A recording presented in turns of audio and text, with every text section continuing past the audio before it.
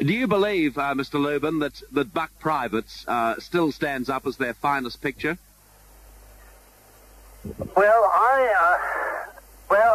maybe because it was the first time the public has seen them. But all the pictures that I have made, I know have done financially very, very big business. They're always being repeated. To me, I thought all of them were very, very funny. Some of them had song hits in them. Now, like, for instance, Ride 'em Cowboy had a song hit that's playing all the time here called I'll Remember April. Mm-hmm. Keep 'em Flying had a Martha Ray in it. Each one had a difference in some names which in those days were not as important as they later became. I would not think that, personally, that Buck Privates was their best. I thought all five of them were very funny. They were all very successful commercially, but Buck Privates happened to be the very first one. Now, if in the Navy was the first one, people might have thought that was the best one. You know what I mean? Yeah, that's a fair enough comment. At the time they were making films, of course they were huge box office and they were big stars, but it seemed to most people who liked the motion picture industry at that time and who were writing about it, wouldn't concede just how successful they were. It wasn't sort of in to be praising Abbott and Costello in the same street, say, as Laurel and Hardy. How do you feel about that? Well, I don't know how to answer that, except that when Martin and Lewis first started as a comedy team before they broke up, no one thought them very much. But see, comedians are the last person an audience thinks about in those days. Now they go more for dramatic actors whom they remember. Now, I'm sure very few people ever remember that there was a successful team at the beginning of Martin and Lewis. But I suppose it takes a little while for an audience to get used to a team. And it might take a couple of pictures before they realize that it's darn good entertainment. Yeah, I guess what I'm really saying is that now film historians are looking back at Bud Abbott and Lou Costello and realizing they didn't get, the praise they richly deserved at the time they were making the films. All of a sudden they've become heroes again, haven't they? Well, I do know that Abbott and Costello are being played all the time here in America. The repeats on their shows are amazing. Just as a matter of interest, nothing to do really with our subject, but I notice in the credits for Buck Privates, the music by Charles Previn. Any relation to Andre Previn? His uncle. I see. Mm-hmm. Charlie Previn was the head of the music department in those days at Universal Studio. Andre was his nephew. If you had to describe to somebody who wasn't able to see Bud Abbott and Lou Costello, how would you describe the magic they had in their comedy? What made them different? Well, all their comedy came out of burlesque routines. For years and years, they were burlesque comedians. And each one of their comedy routines in burlesque had a name, which naturally we didn't use in pictures. But the man who wrote many of their, who was their comedy writer, knew all the routines, and with the solid writer, knew how to blend the burlesque routines into the plot that they were writing. Their things were not new to burlesque people. Of course, burlesque around the early 1940s was pretty much on the way out because motion pictures was coming in, television, radio was coming in. But their experience was from burlesque, and when you saw it on the screen cleaned up, it seemed like fresh material. Mr. Lubin, I want to thank you for speaking to us this morning. I hope that's enough for you. It certainly is, and it's been a pleasure to have you on air with us. I hope to be back in January or February, and I look forward to meeting you. Thank you very much indeed, Mr. Lubin. Goodbye, sir. Goodbye to you. We spoke then to veteran American director Arthur Lubin, director of the first 5 films made by Bud Abbott and Lou Costello.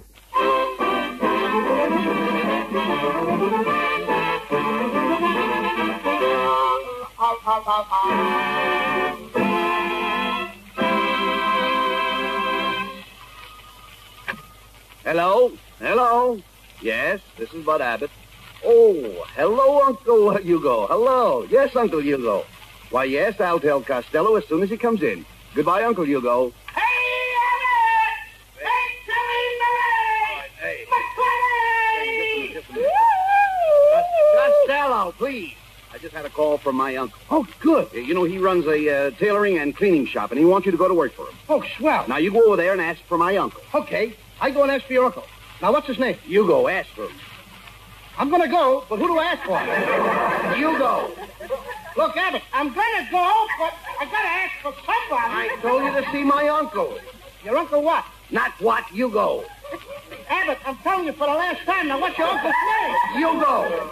All right, let's both go. Oh, come on. We'll both go over. Now, what's your uncle's first name? I told you, you go. You're an independent sort of guy, ain't you? You don't want to give me no information whatsoever. Why don't you go by yourself? Why should I go? You go. That's who you asked for. Who? You go. Oh, come on, what is? What's the matter with you?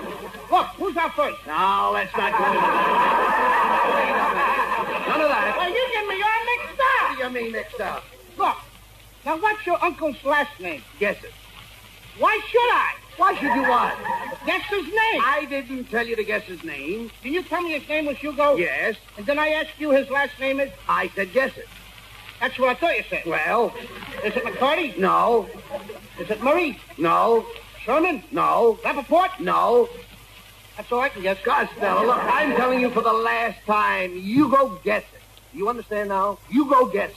You go jump in a lake. Now, listen to me. I ain't got no time for college never around with you, Never mind that. I don't care whether you go to work for my uncle or not. But anyway, here's his card. Call him up. Okay, I'll call him up, but I won't ask you. I'll ask him his name. All right. Is this the card? Yes. This is sure a funny phone number. What do you mean? Established. 1903. No, don't be... That isn't a phone number. It's got it right down the corner Oh, here. that's the year he started in business. He founded it in 1903. Oh, he founded the business? Who lost it? Nobody lost.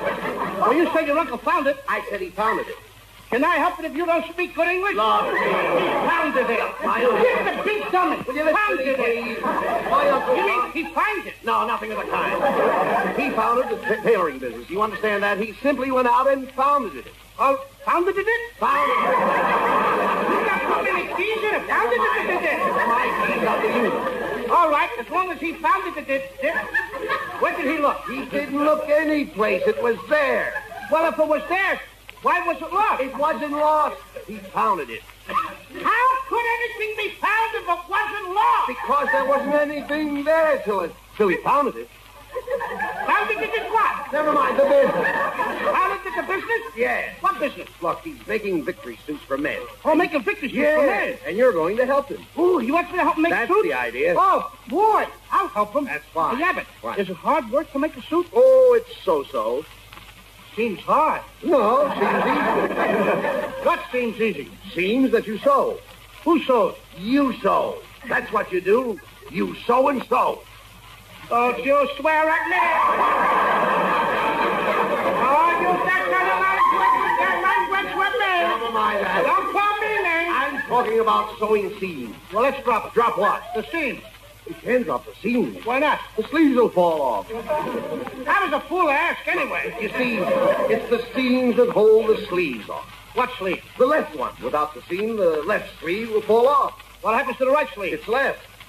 You just said the left sleeve fell off. That's right. What's right? The left is right. And the right is left? Right. Do you mind if I loosen my garters? It's getting stuffy in here. Will you listen? If the left sleeve falls off, the right has to be left. Now, isn't that simple? Seems simple. Now you've got it. Now what? The seam. It all depends on the seam. Well, I don't give a rip. I don't want to make any suits anyhow. Now, well, maybe my uncle will give you something else. Well, he'll have to give me something else to do because I'm not going to make no suit. Well, what would you like? Well, maybe I could help him with a little cleaning. No, he isn't cleaning tomorrow. I just talked to him on the phone. He said he's going to die tomorrow. He's going to die tomorrow? Abbott, I didn't even know he was sick. Why, he feels fine. Well, you just said he was going to die. Oh, he isn't dying today. He's dying tomorrow. Oh, sort of a preview. No. Hey, think we ought to go up and see him right away? What for? He's sleeping now. Well, you said he was dying. I said he was dying tomorrow. He thinks Monday is a good day to die. He does all his dying on Monday. Oh, it's nice to be able to pick your time. That's the way my uncle has always worked. Clean on Saturday, die on Monday. He'd be a lot cleaner if he died on Sunday. No. He can die on Sunday. The union won't let him. The union? You mean he's got to belong to a union so he can die? And he's only allowed to die during working hours. If he dies after 6, that means time and a half for overtime. You mean he gets paid for dying? Oh, yes. It's piecework. Oh, he dies a piece at a time. Yeah, that's right. Now you're getting it. He starts with the pants. He starts with the pants. Mm-hmm. He's probably ill by now. What do you we better mean? go to the hospital and see him. Oh, he is in the hospital. He always dies in the sink. Dies in the sink? What is he, a drip? What are you... Why does he die like everybody else? Why does he die in a hospital? He can't die in the hospital. Why not? They have no dye. You gotta have dye to die? What do you mean you've got to have dye to die? Without dye, you can't die. You've got to have dye to die. You gotta have dye to die. Yeah, He died. All right, never mind, Costello. You'll never be a businessman as long as you live. I wish that one remark you never made. That last remark. No, certainly not. Here's all these opportunities. You just throw them away with the wind. I don't. No, I don't. Because yeah. I'm a pretty good businessman. But all that kind of talk you make in that language, you get me all mixed up. What do you mean? Who's on first? What's on second? No, there's nothing wrong with Dying tomorrow instead of today. I'm a bigger businessman than you are. I don't think so. Let me tell you something, Abbott. What? Just yesterday, I picked up something in the market. Yeah? And when I bought it, it was 52. And in 2 hours, it went up to 78. Hey, wait a minute. Went up 26 points. 26 points in 2 hours. Wait a minute. That's marvelous. See, I'd like to get in on that. What did you buy? A thermometer.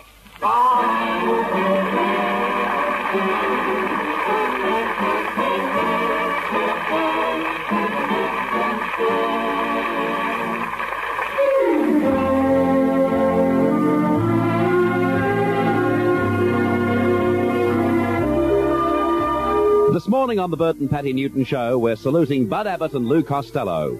And you heard them, the boys, in the sketch from an original radio program broadcast on May the 3rd, 1942 in America, the Edgar Bergen Charlie McCarthy Show.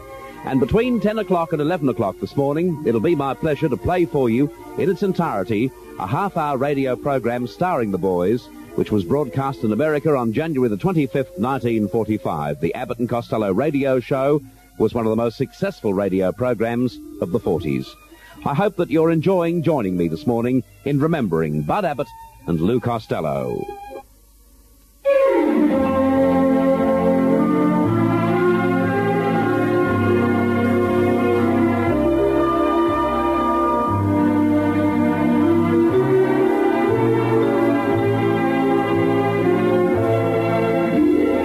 Here in Australia, the many fans of Bud Abbott and Lou Costello, of course, knew the boys from movies and television. In America, our American friends had one extra advantage. They were able to listen to their radio program, which ran throughout the 40s and was one of the most listened to radio programs in America for its time. We're about to right that situation. Even though we've had to wait many, many years, at last we're able to hear the boys as they were heard on their national radio program. This show was broadcast on January the 25th, 1945. And this is how it sounded live to